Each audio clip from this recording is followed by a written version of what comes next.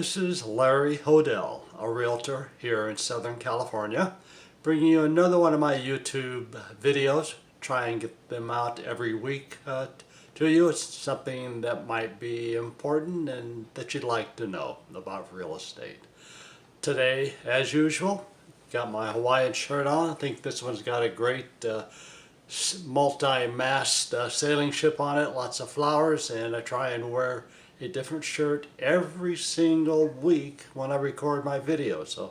So far my closet is holding out. I picked up a few more at the Orange County Fair, so I think I'm in good shape. Okay, on to the topic. Select the right real estate agent. This is something that I try and explain to people. A lot of people think buying or selling real estate is just like going down and buying a Chevrolet pickup truck. All the trucks are the same. The price is the same. You just buy it and walk home or drive home and that's it. But that's so not true. Every single real estate transaction is different. The process is different. It's fraught with ups and downs, and different problems come up that are unlike any other problem that you've encountered before. And you really have to have a good agent to help you slide through all that smoothly and without any difficulty or problem. So the question is, how do you select a good real estate agent? And that's the topic today. The first thing you want to do is ask the agent for referrals. And I don't mean like friends referrals, people that he has helped to buy a house or sell a house. And get maybe 3 of them at least, give them a call, make sure that they're not a relative or related or something like that. Also, have him go into the multiple listing service, the MLS, and print out all the transactions that he's done, both sold and expireds, over the past 5 years or so, and he should have at least 5 years experience and a minimum of 25 transactions. And that way you'll have confidence that the agent has enough experience and he's seen enough of different things come up where he can get you through without having a problem, because this is probably one of the largest assets of your entire life, your home. And you want to make sure that it's handled by a professional that's going to easily get you through the process.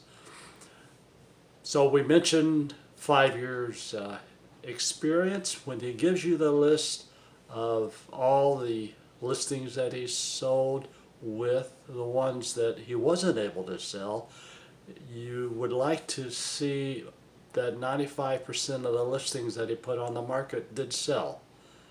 And if it's an expired listing, that means that at the end of the listing period, he couldn't get it sold or she couldn't get it sold, and it expired unsold, and you don't want that to happen to you. So that's an important thing to look for. I've seen some agents only be able to sell 60% of their listings, but should be in the 90 to 95% range.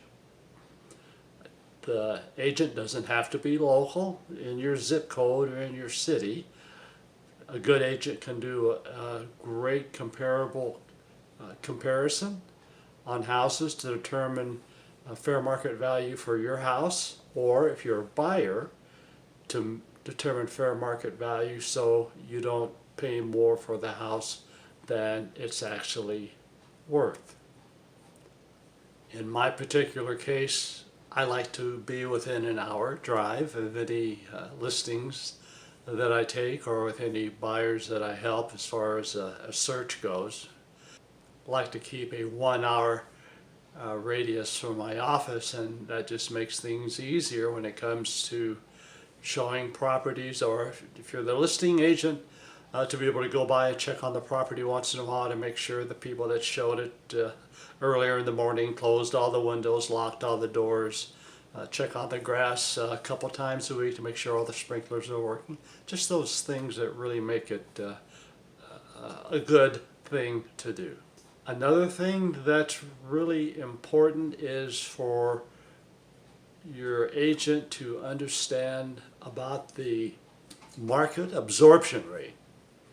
So you need to ask the agent, what is the market absorption rate today here in my city? And he should be able to tell you. Basically, the market absorption rate is how fast the buyers gobble up all the listings that are on the market. And that's usually expressed as a number in months. For example, if the market absorption rate was 1.5, which it is in my city, I just ran it about an hour ago, that means that if the sellers stop putting houses on the market, no more listings came on in the market, but there, of course, there's an inventory of listings now that are active waiting for buyers to buy them, that all the buyers that have purchased all the inventory that's on the market in 1.5 months.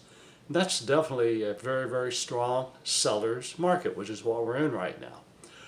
If you go from 0 to 3 months absorption rate, that's a seller's market. 3 to 6 months is a neutral market where both buyers and sellers have the same amount of control. And if it's more than 6 months, then it's a definite buyer's market. And usually prices are on the decline. So as a realtor that's been in the business for over 17 years, part of the advice that I can give you is, no matter whether you're a buyer or seller, always expect the unexpected.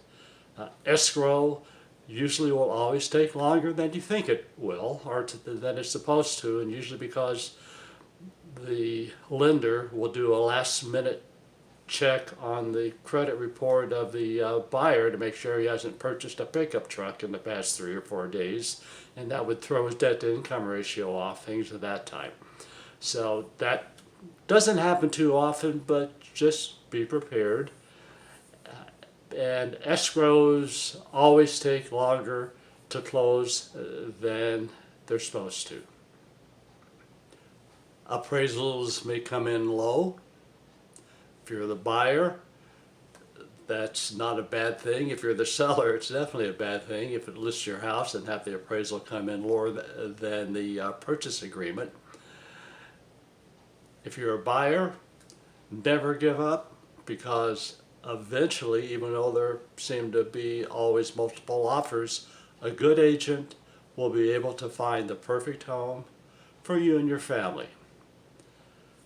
So the topic today was select the right real estate agent, and I think I've covered that about as thoroughly as I can with the limited time that I have, because I always try and have these come out every week and not take up too much of your time, but yet give you little nuggets that I've learned over all the years of practice that I've had, so to speak.